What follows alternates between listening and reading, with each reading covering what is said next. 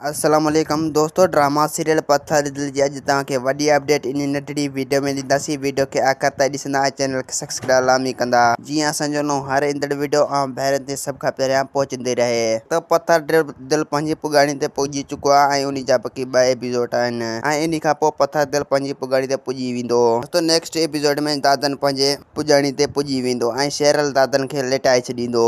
तो जेको आहे घणनि खे लेटाईंदो सावण सां गॾु थी ऐं ॿिए पासे पुलिस भी वेंदो आहे सिधो सालार खान जे घर ऐं इहो सभु कुझु जीजा जे चवण ते उते पुलिस आमो साम्हूं थींदो आहे सालार खान सां।